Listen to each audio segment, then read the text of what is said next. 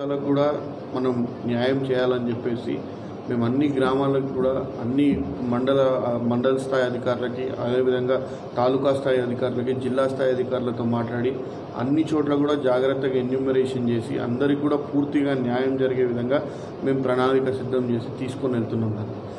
ఈరోజు మీరు అకస్మాత్తుగా ఈ వర్షాలు కురిసినప్పుడు లేరు, కరోనా వచ్చినప్పుడు లేరు. ఈరోజు మీరు ఏదో ఆలగడ్డ వచ్చారు, మేము ప్రజల్లో తిరుగుతున్నామని తెలియజేయడానికి ఇక్కడ వచ్చి పని జరిగితే ఇది మనం ఉన్నప్పుడు శాంక్షన్ చేసాం, పని జరగకపోతే ఇప్పుడు ఈ ఉన్న ప్రభుత్వం ఏం చేస్తుందని ప్రభుత్వాన్ని విమర్శించే ఇది మాత్రం ఏమాత్రం కరెక్ట్ కాదని చెప్పి నేను తెలియజేసుకున్నాను. ఎందుకంటే మేము గత సంవత్సరంలో వచ్చిన వర్షాలను దృష్టిలో పెట్టుకొని ఏ వర్కులు కావాలో ఆ వర్కులని ప్రపోజ్ చేసి ఆ వర్కులన్నిటికీ కూడా శాంక్షన్ తీసుకొచ్చి టెండర్లు చేసి టెండర్లు అయిపోయిన తర్వాత అగ్రిమెంట్లు కూడా అయినాయి. ఆ అగ్రిమెంట్లు అయిన కాంట్రాక్టర్లలో 5 పార్టీస్కి సంబంధించిన వాళ్ళు ఉన్నారు, నార్మల్ వాళ్ళు ఉన్నారు, కాంట్రాక్టర్స్ అందరు కూడా ఉన్నారు. వాళ్ళందరికీ కూడా మీరు అడగండి, మీ పార్టీకి చెందిన కాంట్రాక్టర్లను కూడా అడగండి ఎందుకు మీరు వర్కులు మొదలు పెట్టలేకపోయారు. మార్చి నెలలో వర్కులన్నీ కూడా పీక్ స్టేజ్లో ఉండాల్సింది మన దురదృష్టవశాత్తు మన మొత్తం ప్రపంచం కూడా ఈ కరోనా వల్ల అతలాకుతలం అవ్వాల్సి వచ్చింది. మార్చి నుంచి జూన్ వరకు కూడా పూర్తి లాక్డౌన్లో ఉండిన మాట మీ అందరికీ తెలుసు.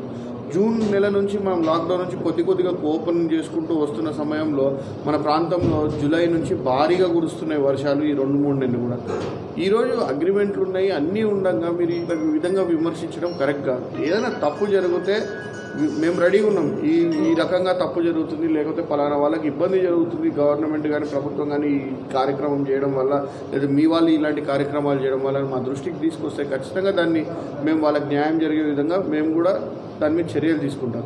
కానీ ప్రజలకి మీరు ఏదైనా ఉంటే నిజం చెప్పడానికి ప్రయత్నం చేయండి. ఇంకా అబద్ధం చెప్పాలా, జరిగితే మాది జరగకపోతే మీది, ఇంకా మేము అబద్ధం చెప్పి ఏదో మా పబ్బం గడుపుకోవాలనుకుంటే ప్రజలేమంత అమాయకులు కాదు. ఆల్రెడీ మీరు ఆ విధంగా అబద్ధాలు చెప్పి ఆ విధంగా ప్రజల మీద పడి దోచుకున్నారు కాబట్టే మీకు సరైన బుద్ధి చెప్పడం జరిగింది గత ఎన్నికల్లో.